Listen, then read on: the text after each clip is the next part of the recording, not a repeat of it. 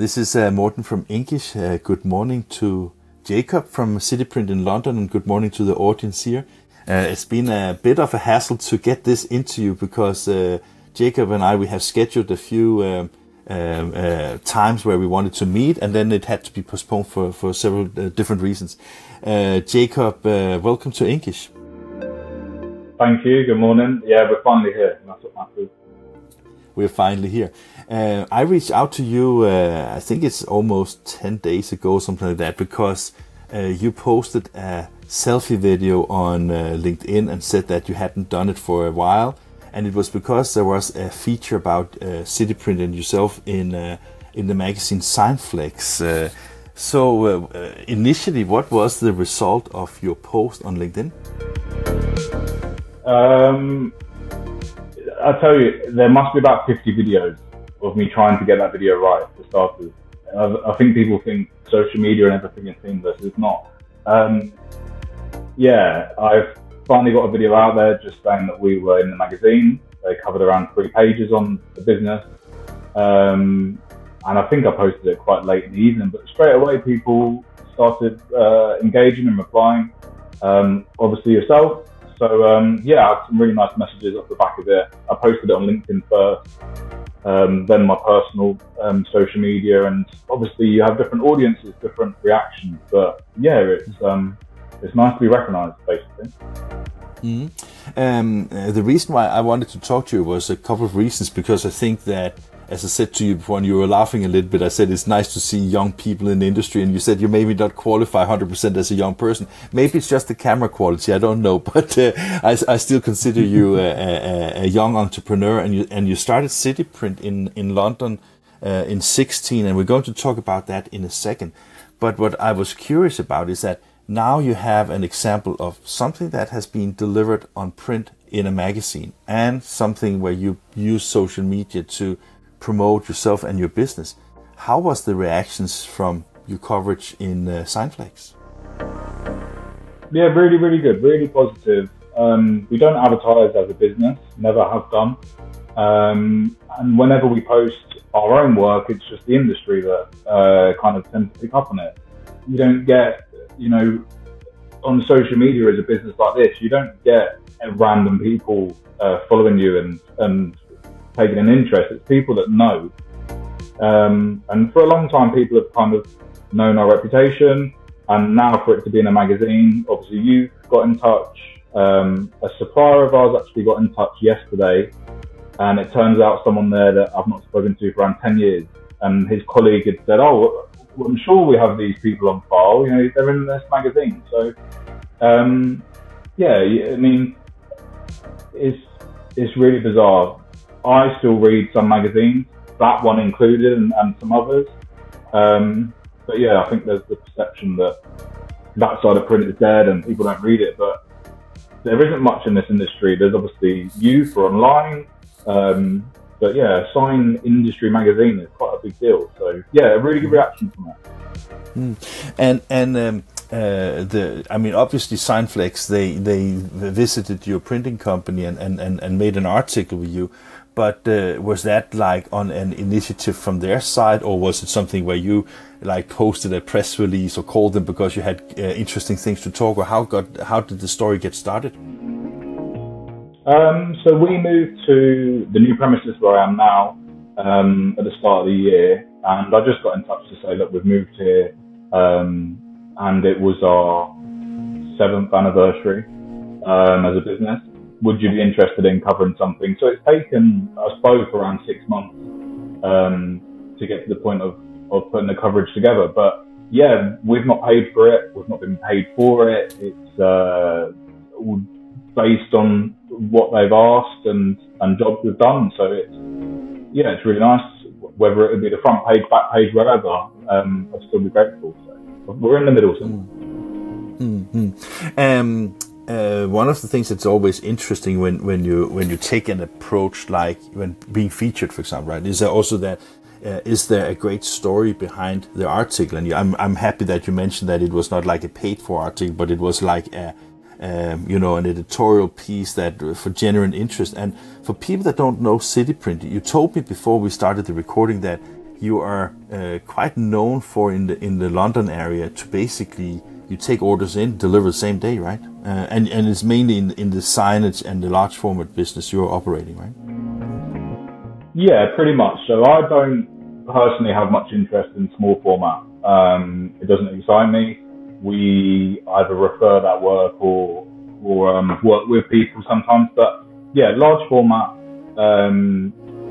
there's not really anyone else that does it. And yeah, we have got quite a good name for it.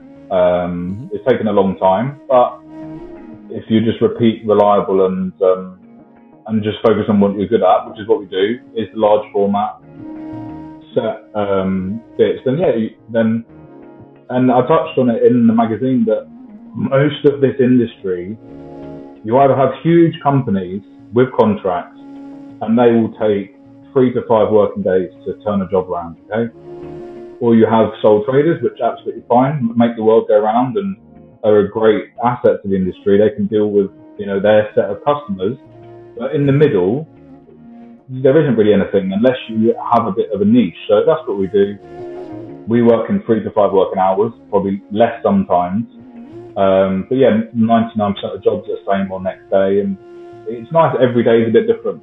I have no idea what to expect after our call today. And yeah, it's not, like I said, every day you don't know what's happening. So. I think that is a pretty clear value proposition, and I think it's great that you have identified the niche that you want the Citiprint and yourself to be in. I was just wondering, was that also the clear business idea when you started 7 years ago, or is that something that has matured with learning the industry and your equipment and your employees and customers too? What is the perfect place for you to be in? Yeah, a bit of both. So before doing this, I ran a small design agency, and we were kind of managing social media for clients just as that sort of became a thing. So that's very nice. You have a few clients, you're on retainers, you do the same sort of work. My background's in graphic design, so I could add that to the value. But when you work in graphic design, inevitably someone says, "Can you print what you produce for me?" And there are people out there that will go online quickly and order it and probably won't make a markup, or they'll just say no, or refer someone. So I got quite bored of being asked that and thought we'd just do it ourselves. And around that time in the UK and London, you had a big company called Citiprint, who sort of do what we do now. They got bought out and kind of just disappeared. So I've realised there's a bit of a gap here. We can be doing something. It took, I think, around a year before we actually had a printer. And even then, I don't think we ever used it. I used to outsource a hell of a lot. But the problem with that is if you're going to promise a niche like that, you have to have so much trust in that supplier. They let you down once and it tells. So your repetition is basic. Yeah, you lose your repetition basically. Yeah, exactly. I remember that because, as I told you also before, I used to work as a print broker before I worked in the printing company, and I was in the same situation that if you don't have a really reliable network, then you are always on the line of quality and the deliverables. And I mean, there can be a lot of things going wrong. And when you have everything under one roof and you can control it, of course you can still do errors, but you also have a better chance of actually solving problems, right? So I get that 100%. Jacob, as a entrepreneur in the graphics arts industry and in the London area, how difficult has it been to get a business up and running and be a success for you?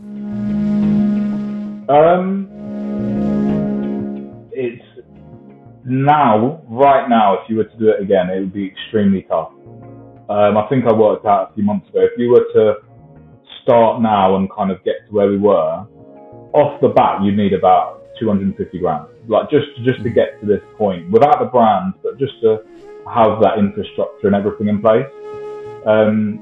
Started with nothing, bought used equipment all the time, and just kept literally reinvested for 7 years straight. So,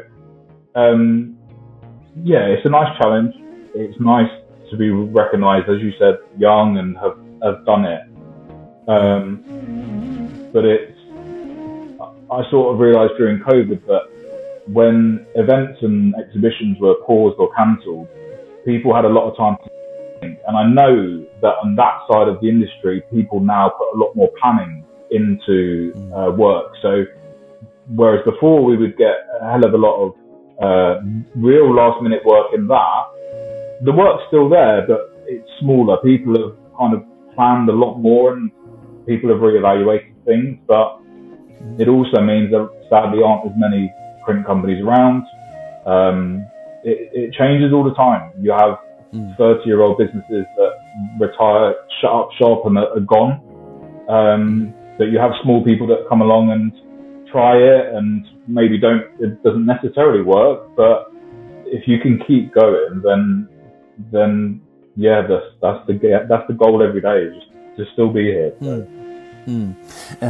When you have like say very short delivery times and have built around that, and also said as during the COVID where it was less planned, had that also given you a position where you can keep maybe a higher margin because you have that fast turnaround time? Because I mean, you said that there's like companies with longer delivery time, and maybe some is even sourcing in Eastern Europe sometimes, and then now you are in a place where people can call you in the morning and get the things done right away. Does that give you an advantage when it comes to the profitability of your business?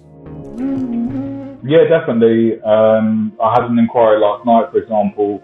It was a short turnaround, but the customer didn't see any further value in she needed something for 10 minutes. So in her head, her value is what that should cost because she's using it for 10 minutes. It's not in everything else we have to offer. That's obviously a minority. It's not it's not really the sort of customer base we have, but yeah, I definitely say so. And most conversations start with, we need it here, we need it by this time. People don't say, how's it going to get there? Or can you definitely get it? Like, whether or not they know that we deliver in-house, it's just expected. It's the Uber and Amazon mentality that someone can phone, live chat, email, and something happens, and that person handles the stress for you. So yeah, we have a really, really good success rate with the delivery side of things. That's been in-house from day one. I get contacted every single day by couriers wanting to work with us, but in-house it's branded. You have total control over it, and it's a hell of a lot to set up. There's so many factors to it, but it's nice. We can guarantee a service, which is quite unheard of. How many people works for Citiprint? Only two. So myself and two others. Okay. We have another driver starting soon. But yeah, before COVID, I touched on it on LinkedIn quite a while ago. I had a few issues and kind of rebuilt the business around that time. But yeah, it's nice. Maybe this will come back to haunt me. I don't think this will ever be a 30 strong business because it's so niche. But it's fun this way. I've never worked for another printer or another sign company. This is my experience of it. But yeah, I still work with a fantastic network of people. 24/7, I can get something done if I have the right contacts. But to be honest, I like your approach. We are a 3-person company, and that doesn't mean that we are not able to get things going. I think that is maybe also part of how you run a business in today's environment. It doesn't have to be a lot of people that is on the pay list. It is more like having the right network of people that can deliver whatever you need at whatever time you have. So maybe that is just how the new normal is, basically, right? Yeah, I don't have a problem with that. If you have someone that has the right skill and you have the right people around you, I think it works very well. And everyone, I work with other people who have been where I am. They've had 4 or 5 staff, they've had big warehouses, they've decided to go back to working from home, or the other way around, and everyone has different experiences. So yeah, I like it this way.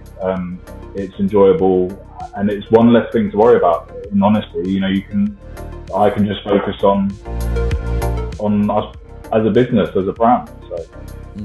Fantastic. Jacob, thank you very much for your time here on INKISH. It was great to get a little insight in Citiprint history, and maybe we should make a follow-up in a year's time just to see how things are going. It's always interesting to follow people. I can tell you that just as a fun fact, I reached out to a guy in Tampa in the US just, you know, maybe 6-7 years ago. And at that time he was a 3-person business, and today he's a 45-person business. So it's funny to see how things are developing and how things are going. And when you follow people and see their business track, it is actually in itself a story that is sometimes really interesting to cover. So Jacob, thank you very much for your time here, and I'm pretty sure that you probably have jobs waiting for you in your email right now, so maybe you should just go to work instead of talking to me, right? No worries, no, but it's been a pleasure. Thank you, Marcus.